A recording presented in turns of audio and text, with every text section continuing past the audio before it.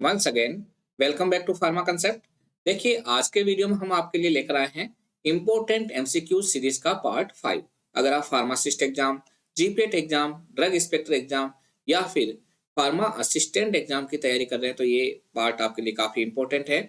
इसके अलावा अगर आप इसकी तैयारी अच्छे से करना चाहते हैं, हमारी live classes, recorded classes, test series और इम्पोर्टेंट सब्जेक्ट के पीडीएफ नोट्स जिसको आप डाउनलोड करके घर पे पढ़ भी सकते हैं, वो भी चाहते हैं तो हमारा ऐप फार्मा कंसेप्ट आज ही डाउनलोड करें और वहां पे अलग अलग जो बेचेज है उनमें से जो भी आपको सुटेबल बेच लगे उसको आप 40% डिस्काउंट तक परचेज कर सकते हैं।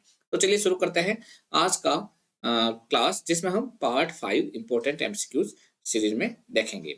आज का जो पहला क्वेश्चन है, question number 1, the antidote for paracetamol poisoning is. आपको बताना है कि इसमें से पैरासीटामोल की पॉइजनिंग में कौन सा एक एंटीडोट काम में आता है। ऑप्शन ए है फ्लूमाजेनिल, ऑप्शन बी है सोडियम बाइकार्बोनेट, ऑप्शन सी है N acetyl cysteine and option D है मिथाइलिन ब्लू। तो यहाँ पे क्या आंसर रहने वाला है? यहाँ पे जो देखिए पैरासीटामोल पॉइजनिंग का पूछा है तो पैरासीटामोल पॉइजनिंग में एंटीडोट के रूप में हम एन एसिटाइल सिस्टीन को काम में लेते हैं, तो यहाँ आपका आंसर रहेगा ऑप्शन सी। देखिए, इससे रिलेटेड मैं कुछ और चीजें आपको बता देता हूँ। फ्लूमाजेनिल यहाँ पे ऑप्शन दे रखा है ए। फ्लूमाजेनिल कब काम में लेते हैं ये भी बता दीजिएगा, किसी को मालूम है तो बता दीजिएगा। हाँ, देखिए जितने कितने भी ये अपने ड्रग्स होती है, कौन सी? बेंजोडाइजिपिन्स। बेंजोडाइजिपिन्स जैसे कि एल्प्राजोलाम हो गया, क्लोनाजिपाम हो गया, लोराजिपाम हो गया, तो उनकी वजह से जो टॉक्सिटी होती है तो वहां पे जो एंटीडोट्स के रूप में हम काम में लेते हैं दैट इज फ्लूमाजेनिल। बेंजोडाइजिपिन का एंटीडोट क्या है? फ्लूमाजेनिल। सोडियम सोडियम बाइकार्बोनेट किसका एंटीडोट है ये आपको बताना है कमेंट बॉक्स में लिख के। एन एसिटाइल सिस्टीन किसका एंटीडोट है? पैरासीटामोल पॉइजनिंग का, ठीक है ना। अब देखिए पैरासीटामोल से और भी चीजें पूछी जाती है, जैसे कि पैरासीटामोल हमारी बॉडी में जाता है और क्या करता है, अगर हायर कंसेंट्रेशन में चला जाता है तो लिवर टॉक्सिसिटी करता है। और लिवर टॉक्सिसिटी क्यों करता है? क्योंकि ये पैरासीटामोल हमारी बॉडी में जाके मेटाबोलाइज होता है एन एसिटाइल पेरा अमीनो बेंजोक्विनिन इमीन में, NAPQI, जिसे हम बोलते हैं एन एसिटाइल पेरा अमीनो बेंजोक्विनिन इमीन, है ना। तो ये माइक्रोसोमल एंजाइम से इसमें कन्वर्ट हो जाता है, इसी की वजह से क्या होती है? Liver toxicity. तो लीवर टॉक्सिटी पैरासीटामोल के कौन से मेटाबोलाइट से होती है? तो आपको ये नाम याद रखना है क्योंकि ये भी कई बार एग्जाम में पूछा गया है, ठीक है।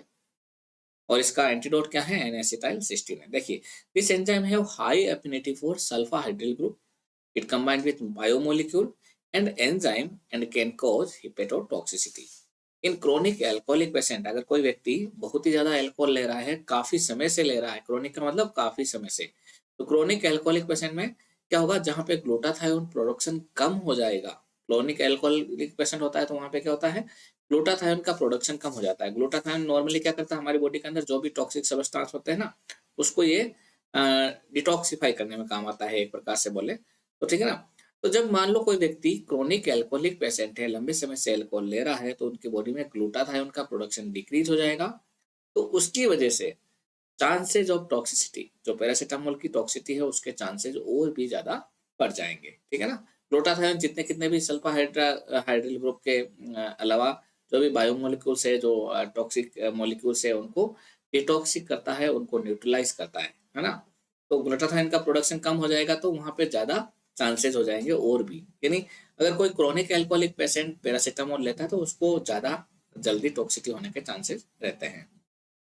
अगला क्वेश्चन देख लेते हैं, question number 2, which one of the following drug is not useful in treating cardiac arrhythmia. इनमें से कौन सी एक ड्रग है जो कि कार्डियक अरिथमिया, कार्डियक अरिथमिया क्या होता है? जिसमें कार्डियक यानी हृदय की जो रिदम है वो अप डाउन हो जाती है, उसकी रिदम इम्बैलेंस हो जाती है, तो उसको अपन बोलते हैं कार्डियक अरिथमिया। तो इनमें से कौन सी एक ड्रग है जो कि कार्डियक अरिथमिया में काम में नहीं आती है? ऑप्शन ए है क्यूनिडीन, ऑप्शन बी है प्रोपेनोलोल, ऑप्शन सी है डिजॉक्सिन एंड ऑप्शन डी है टीमोलोल। तो यहाँ पे जो आपका राइट आंसर रहेगा वो रहेगा ऑप्शन डी यानी कि टीमोलोल। देखिए, यहाँ से एक क्वेश्चन, इस चीज यहाँ से एक चीज मैं आपको बता देता हूँ कि कार्डियक अरिथमिक ड्रग्स जितनी कितनी भी अपनी फार्माकोलॉजी है उसमें आपने क्लासिफिकेशन देखे होंगे, तो दूसरी जो भी कैटेगरी है उनका क्लासिफिकेशन आप रेंडमली कैसे भी याद कर सकते हैं। एक कार्डियक अरिथमिया वाली जो ड्रग्स है, एंटी अरिथमिक ड्रग्स है, उनको हमेशा आपको क्लास के अनुसार ही सीक्वेंस से याद करना है, इस चीज़ को ध्यान रखें। क्लास फर्स्ट में कौन सी आती है, क्लास सेकंड में कौन सी आती है, इस तरीके से सीक्वेंस में ही याद रखना है, ये ध्यान रखना है कार्डियक अरिथमिया वाली ड्रग्स को। तो क्लास फर्स्ट ए के अंदर आती है क्यूनिडीन, प्रोकेनामाइड एंड डाइसोपिरामाइड, यहाँ पे ये क्लास फर्स्ट ए में आती है। क्लास सेकंड में आती है प्रोप्रेनोलोल, एस्मोलोल एंड सोटेलोल। तो प्रोप्रेनोलोल आपकी क्लास सेकंड की हो गई, ये फर्स्ट ए की हो गई। और पीएसवीटी के लिए प्रोक्सिमल सुप्रावेंट्रिकुलर टेकिकार्डिया, वहां पे आपको एडिनोसिन और डिजोक्सिन दिया जाता है ड्रग, ठीक है ना।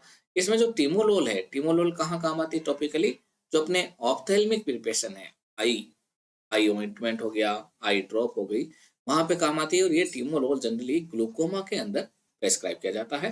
Timolol is used in ophthalmic preparation for glaucoma. तो यहाँ पे आपको ये ध्यान रखना है, ये कार्डियक अरिथमिया में काम में नहीं आता, ये ग्लूकोमा नामक डिजीज में काम आता है। ग्लूकोमा क्या होता है, ग्लूकोमा ये होता है कि हमारा जो इंट्रा ओक्यूलर टेंशन है आई के अंदर, वो अगर इंक्रीज हो जाता है तो ऐसी कंडीशन को अपन बोलते हैं glaucoma. Intra ocular pressure, intraocular tension भी बोल सकते हैं, इंट्राओकुलर प्रेशर भी बोल सकते हैं। अगर आई के अंदर इंट्राओकुलर प्रेशर इंक्रीज हो जाता है तो that condition is called glaucoma, और उसको ठीक करने के लिए टिमोलोल काम में आती है। चलिए अगला क्वेश्चन देख लेते हैं, question number 3, which drug is used in treating acute gout. Acute gout को ट्रीट करने में कौन सी ड्रग काम आती है। देखिए दो चीजें हैं, एक तो होती है एक्यूट गाउट। गाउट क्या होता है, गाउट होता है गठिया, में बोले तो गठिया बीमारी होती है। इसके अंदर क्या होता है, जो हमारे जॉइंट्स होते हैं, जैसे कि अंगुलियों के जॉइंट्स, हाथों पाँव के जॉइंट्स, कोहनी के जॉइंट्स, ठीक है ना, वहां पे क्या होता है, जॉइंट्स के अंदर क्या डिपॉजिट होने लगता है, यूरिक एसिड। क्या होता है, यूरिक एसिड के क्रिस्टल्स डिपॉजिट होने लगते हैं। यूरिक एसिड होता है ना, वो पूरा बॉडी से यूरिन के साथ में बाहर नहीं निकल पाता है और हमारी बॉडी के अंदर ही एक्यूमुलेट होने लगता है।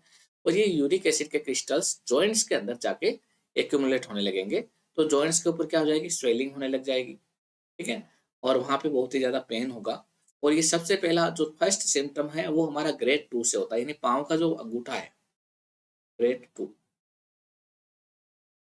इसका पहला सिम्टम ग्रेड 2 है, यानी हमारा जो पाँव का अंगूठा है वहां से इसका दर्द चालू होता है, उसके बाद में धीरे धीरे पूरी बॉडी में आता है, ठीक है ना। तो फर्स्ट सिम्टम है कि ग्रेड 2 से हो रहा है, तो इसका मतलब ये गाउट का एक सिम्टम्स है, ठीक है। चलिए गाउट में यूरिक एसिड के क्रिस्टल्स डिपॉजिट होते हैं, ये क्वेश्चन भी कई बार पूछा गया है, गाउट में क्या होता है, ठीक है। अब एक होता है एक्यूट गाउट और दूसरा होता है क्रोनिक गाउट। एक्यूट का मतलब क्या होता है, एक्यूट का मतलब होता है कि कोई बीमारी जैसे कि हाल ही रिसेंटली 4-5 दिन 10 दिन के अंदर हुई है, तो उसको अपन बोलते हैं एक्यूट, ठीक है। दूसरी होती है क्रोनिक। क्रोनिक का मतलब ऐसी कंडीशन जो काफी दिनों पहले से चली आ रही है, काफी महीनों से चली आ रही है, दैट इज कॉल्ड क्रोनिक, है ना। तो एक्यूट और क्रोनिक दोनों इन्फेक्शन होते हैं, दोनों कोई बीमारियों में अगर एक्यूट वर्ड लग जाए तो आप समझ जाइएगा एक्यूट का मतलब है कुछ ही दिनों के लिए, और क्रोनिक यानी लंबे समय के लिए, ठीक है ना। तो यहाँ पे पूछा है which drug is used in treating gout. 4 option है, रेजरपिन, एर्गोटामिन, कोल्चिसिन एंड कोकेन। तो यहाँ पे जो आपका आंसर रहेगा वो रहेगा ऑप्शन सी, कोल्चिसिन। देखिए एक्यूट गाउट में क्या क्या काम में आती है, colchicine, एनएसआईडीज, non steroidal anti inflammatory drugs and steroids, ये आपके एक्यूट गाउट के अंदर काम में आते हैं। चलिए अगला क्वेश्चन देख लेते हैं, question number 4, what are the drugs used in myocardial infection. इनमें से कौन सी ड्रग्स है जो मायोकार्डियल इन्फेक्शन में काम में आती है। ऑप्शन ए है propranolol, option B aspirin, option C budesonide, option D both A and B. यहाँ पे क्या आंसर रहने वाला है, चलिए इसका आंसर देख लेते हैं। मायोकार्डियल इन्फेक्शन में आपकी प्रोप्रेनोलोल और एस्पिरिन दोनों ही काम में आती है। मायोकार्डियल इन्फेक्शन देखिए, for myocardial infection thrombolytic therapy, thrombolytic का मतलब जो थ्रोम्बस को फॉर्मेशन होने से रोके, थ्रोम्बस अगर फॉर्म भी हो गया तो उसको ब्रेक डाउन कर दे, ठीक है ना। जैसे स्ट्रेप्टोकाइनेज है, यूरोकाइनेज है, एल्टीप्लेज है, ये जितना जल्दी हो उतना जल्दी पेशेंट को दे दिया जाना चाहिए। एंड उसके बाद में aspirin should be started at low dose, aspirin को लो डोज से स्टार्ट करना चाहिए, क्योंकि एस्पिरिन अपना एंटी प्लेटलेट एक्शन रखती है। एंटी प्लेटलेट एक्शन रखेगी तो क्या होगा, प्लेटलेट को एग्रीगेट नहीं होने देगी, प्लेटलेट को एग्रीगेट नहीं होने देगी तो वहां पे क्लोट नहीं बनेगा, ठीक है। तो एंटी प्लेटलेट एक्शन रखती है, इसलिए एस्पिरिन को दिया जाता है। साथ ही साथ देखिए if aspirin is Contra indicated, अगर किसी पर्सन के अंदर एस्पिरिन कॉन्ट्रा इंडिकेटेड है तो वहां पे क्लोपिडोग्रेल दिया जा सकता है। और कई बार एस्पिरिन और क्लोपिडोग्रेल दोनों का कॉम्बिनेशन आता है 75 मिलीग्राम प्लस 75 मिलीग्राम में, उसको भी दिया जाता है। ठीक है, इसके अलावा बीटा ब्लॉकर्स जैसे कि मेटोप्रोलोल हो गया, प्रोप्रेनोलोल हो गया, ये भी क्या है, इन्फेक्ट की साइज को रिड्यूस करते हैं और री इन्फ्लेशन को प्रिवेंट करते हैं। साथ ही साथ जो वापस इंसिडेंस होता है हर में उसको कम करते हैं। तो इन बीटा ब्लॉकर्स को भी मायोकार्डियल इन्फेक्शन में दिया जाता है। तो कुल मिला के प्रोप्रेनोलोल और एस्पिरिन दोनों ही यहाँ पे आंसर रहेंगे क्योंकि दोनों ही दिए जाते हैं। अगला क्वेश्चन देख लेते हैं, question number 5। Leukotriene receptor antagonist used for bronchial asthma is. आपको बताना है कि इनमें से कौन सा एक ल्यूकोट्राइन रिसेप्टर एंटागोनिस्ट है जो कि ब्रोंकियल अस्थमा में काम में आता है।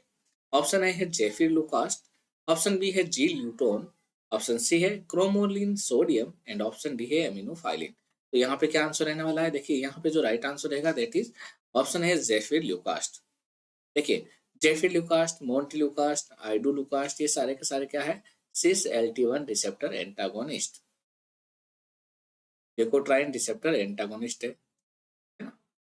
जितने कितने भी लुकास्ट है, ये जेफिरलुकास्ट, मोंटेलुकास्ट, जेफिरलुकास्ट और आइडा लुकास्ट, ठीक है ना। ये जी ल्यूटोन है ना, ये क्या है, it inhibit the production of leukotriene by inhibiting the enzyme 5 locks. जो 5 लॉक्स एंजाइम है, लाइपोऑक्सीजनेज एंजाइम है, उसको इनहिबिट करके ये ल्यूकोट्राइन के प्रोडक्शन कम करता है जी ल्यूटोन। ठीक है, तो यहाँ पे क्वेश्चन ने पूछा है कि ल्यूकोट्राइन रिसेप्टर एंटागोनिस्ट क्या है, तो यहाँ पे आपका आंसर रहेगा जेफिरलुकास्ट। चलिए आगे बढ़ने से पहले मैं आपको एक बार फिर से बता देता हूँ कि अगर आप लोग pharmacist exam, GPAT exam, drug inspector exam या राजस्थान फार्मा असिस्टेंट एग्जाम या कोई सा भी फार्मा एग्जाम की तैयारी कर रहे हैं, तो हमारा ये फार्मा कंसेप्ट अभी से डाउनलोड कर लीजिएगा। वहाँ पे आपको recorded classes, live classes, test series, important MCQs, pharma plus non pharma दोनों सब्जेक्ट की प्रिपरेशन, साथ ही साथ कुछ सब्जेक्ट के इंपॉर्टेंट सब्जेक्ट के ई नोट, सब कुछ मिलने वाले हैं। तो जितना जल्दी हो सके उसको ज्वाइन कर लीजिएगा। अभी उन पे 40% डिस्काउंट ऑफर भी चल रहा है, ठीक है ना। तो आप अगर इनको 40% डिस्काउंट में खरीदते हैं तो ये जो बैच आपको 1499 का दिख रहा है, ये लगभग आपको 900 के आसपास पड़ेगा। ये बिल्कुल सस्ता है, इसमें साथ ही साथ 6 महीने की वैलिडिटी भी मिलेगी।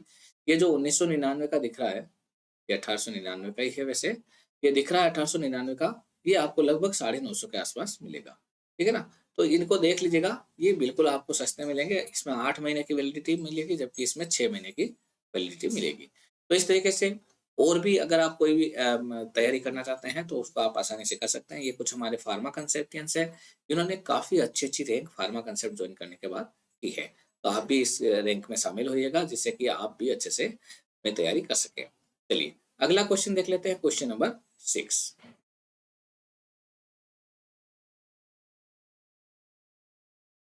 Which of the drug which is the drug of choice in acute angинal pain? इनमें से कौन सी एक ड्रग एक्यूट एंजाइनल पेन में ड्रग ऑफ चॉइस मानी जाती है? ऑप्शन है सबलिंगुअल नाइट्रोग्लिसरिन, ऑप्शन बी है निकोरेंडिल ओरल, ऑप्शन सी है डिल्टियाजेम ओरल एंड ऑप्शन डी है ओर्सिप्रेनालिन इनहेलेशन। आपको ये बताना है कि इनमें से कौन सा एक्यूट एंजाइनल पेन के अंदर ड्रग ऑफ चॉइस माना जाता है। यानी अचानक से किसी को एंजाइनल पेन होता है, बहुत ही ज्यादा चेस्ट पेन होता है। एंजाइना क्या होता है? एंजाइना का मतलब होता है जिसमें ऑक्सीजन की कमी होने की वजह से, इनसिफिशिएंट अमाउंट ऑफ ऑक्सीजन, अगर कार्डियक मसल से उनको पर्याप्त मात्रा में ऑक्सीजन नहीं मिल पाता है तो वहां पे अचानक से बहुत ही तेज चेस्ट पेन होता है, तो उसको अपन बोलते हैं एंजाइना, ठीक है। तो वहां पे अगर किसी व्यक्ति को एक्यूट एंजाइनल पेन हुआ है तो कौन सी ड्रग ड्रग ऑफ चॉइस में दी जाती है, तो वहां पे आपका आंसर रहेगा सबलिंगुअल नाइट्रोग्लिसरिन, ठीक है। देखिए angina is the chest pain that occurs due to imbalance between oxygen supply and demand. Nitroglycerin and isosorbide dinitrate sublingually can be used for averting the acute attack of angina। देखिए ISDN भी देते हैं, आइसोसोर्बाइड dinitrate, और नाइट्रोग्लिसरिन भी देते हैं। ये sublingually देंगे, जीभ के नीचे रखते ही विद इन 10 to 15 सेकेंड या 10 to 20 सेकेंड अपना वर्क स्टार्ट कर देते हैं, तो इसलिए इनको सबलिंगुअली दिया जाता है। चलिए अगला क्वेश्चन देख लेते हैं, question number 7। Which of the following is not a use of aspirin? इनमें से कौन सा एक एस्पिरिन का प्रमुख उपयोग नहीं है? ऑप्शन है एनाल्जेसिक, ऑप्शन बी है एंटीपायरेटिक, ऑप्शन सी है थ्रोम्बोलाइटिक एंड ऑप्शन डी है एंटी टिश्यू। तो यहाँ पे क्या आंसर होना चाहिए, ये सभी को आ रहा है, जल्दी से कमेंट बॉक्स में आप इसका आंसर लिख सकते हो। यहाँ पे जो राइट आंसर रहेगा वो रहेगा ऑप्शन डी एंटी टिश्यू। ये एंटी टिश्यू एक्शन है ना, ये एस्पिरिन का यूज नहीं है। यहाँ क्वेश्चन पूछा है नोट ए यूज ऑफ। देखिए जब कभी भी ऐसे क्वेश्चन देखे हैं तो हमेशा जैसे ये क्वेश्चन देखे तो वहां पे नोट पर आपको अंडरलाइन कर देना, जैसे कि आप बाद में भी उस क्वेश्चन को पढ़े तो आपको दिमाग में ये रहे कि इसमें नोट पूछा है। ठीक है, चलिए यहाँ पे एंटी टिश्यू आंसर रहेगा।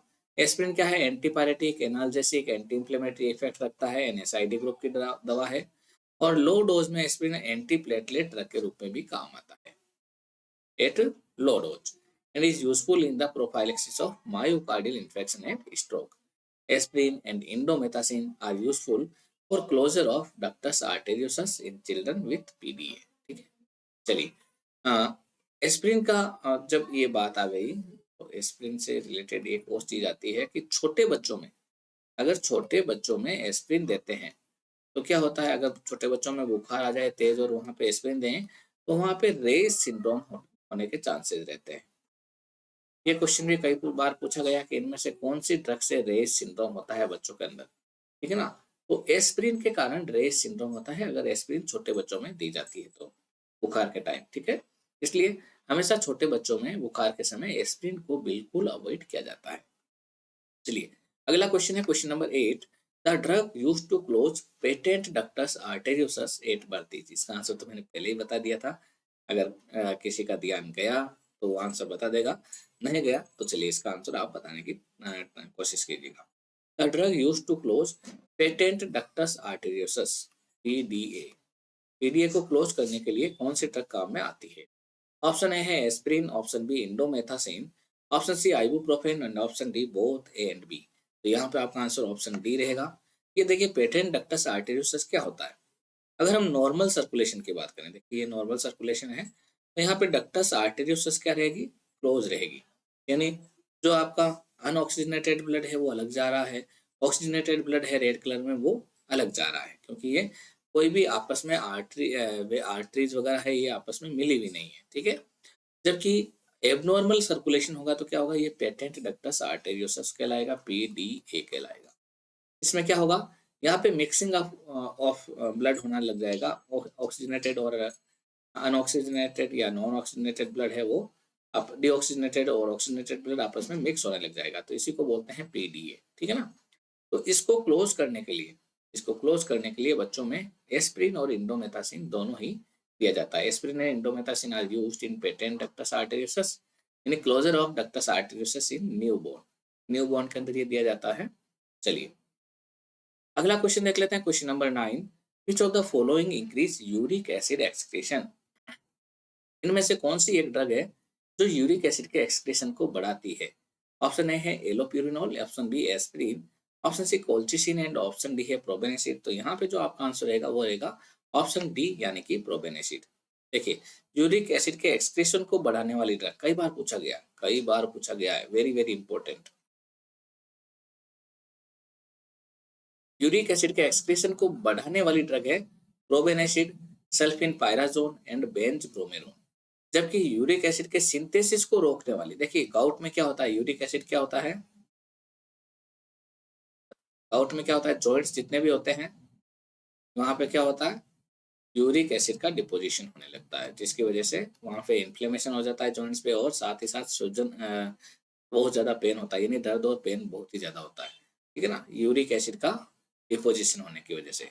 तो हमें क्या करना पड़ेगा, या तो फिर हम इस यूरिक एसिड को एक्सक्रीट आउट करवा दें, हम यूरिन के द्वारा इसको बाहर निकलवा दें तो यूरिक एसिड ऑटोमेटिक कम हो जाएगा।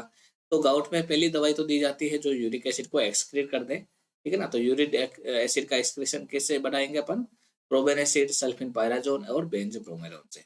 यानी यूरिक एसिड एक्सक्रीट होना चालू हो जाएगा, बाहर निकलना चालू हो जाएगा, तो ऑटोमेटिक जो जॉइंट्स है वहां से वो निकल जाएगा। दूसरा क्या करें अपन, यूरिक एसिड की सिंथेसिस ही नहीं होने दें हमारी बॉडी के अंदर, जिससे कि यूरिक एसिड जॉइंट्स में जाके डिपॉजिट नहीं हो। तो जो यूरिक एसिड की सिंथेसिस है उसको कौन रोकता है, उसको कौन, एलोप्यूरिनोल एंड फेबुक्सोस्टेट, ये भी पूछा गया। ये दोनों यूरिक एसिड की जो तो सिंथेसिस है उसी को डिक्रीज कर देते हैं, जिससे कि गाउट की समस्या कम हो जाए। प्रोबेन एसिड तो इसको एक्सक्रीट आउट करता है, और सिंथेसिस को कौन रोकता है? एलोपिरिनोल एंड फेबुक्सोस्टेट। तो ये ध्यान रखना आपको। चलिए अगला क्वेश्चन देख लेते हैं, क्वेश्चन नंबर 10। ये रहा, select most suitable category for tramadol. आपको बताना है कि इनमें से ट्रामाडोल की सबसे बेस्ट यानी सबसे सुटेबल कैटेगरी कौन सी है। ये आज का गोल्डन क्वेश्चन है। इस गोल्डन क्वेश्चन को आपको कमेंट बॉक्स में इसका आंसर लिख के बताना है। पहला ऑप्शन है option A opioid analgesic, option B है anti arrhythmic drug, option C है non narcotic analgesic drug, and option D है एंटी एपिलेप्टिक ड्रग। ठीक है ना? तो इस क्वेश्चन का आंसर आपको कमेंट बॉक्स में देना है। ये आज का गोल्डन क्वेश्चन है आपके लिए, और इसका आंसर जो देंगे मेरे को पता चल जाएगा किस किस कैंडिडेट ने इसका आंसर सही दिया है। मैं आपको वापस बताऊंगा कि इसका आंसर राइट है। तो चलिए आपको मैं फिर से बताता हूँ कि अगर आप लोग pharmacist exam, GPAT exam, Rajasthan pharma assistant exam, drug inspector exam, किसी भी स्टेट का एग्जाम हो फार्मासिस्ट का, चाहे रेलवे हो या अदर हो, उसकी तैयारी कर रहे हैं तो आज ही गूगल प्ले स्टोर से फार्मा कंसेप्ट ऐप को आप डाउनलोड कर लें। वहाँ पे हमारी लाइव क्लासेस जो थियोरेटिकल पोर्शन पूरा कवर कर रही है, रिकॉर्डेड क्लासेस, साथ ही साथ टेस्ट सीरीज जिसमें लगभग 3000 से भी ज़्यादा एमसीक्यूज है, minor test, major test, weekly test, जैसे एग्जाम होता है ना, एग्जाम से जस्ट पहले उसमें वीकली टेस्ट भी है। तो वो टेस्ट सीरीज, साथ ही साथ कुछ सब्जेक्ट के इंपॉर्टेंट पीडीएफ नोट्स, ये सब कुछ आपको वहाँ पे मिलने वाले हैं। तो आप उसको जरूर जितना जल्दी हो सके ज्वाइन कर लीजिएगा, जिससे आप भी अपनी तैयारी और भी बेहतर कर सके, जैसे हमारे दूसरे स्टूडेंट्स ने की थी और उन्होंने अपना बहुत ही अच्छा रिजल्ट पाया था। जैसे यहाँ पे ऑल इंडिया रैंक 1, 3, 8, 10, ये सब एम्स फार्मासिस्ट एग्जाम की जो हमारी पिछली वैकेंसी थी उसके कैंडिडेट है। तो चलिए मिलते हैं अगली क्लास में। तब तक के लिए best of luck for exam and thanks. अच्छे से तैयारी कीजिएगा और फार्मा कंसेप्ट से जरूर जुड़िएगा। Okay, bye and take care.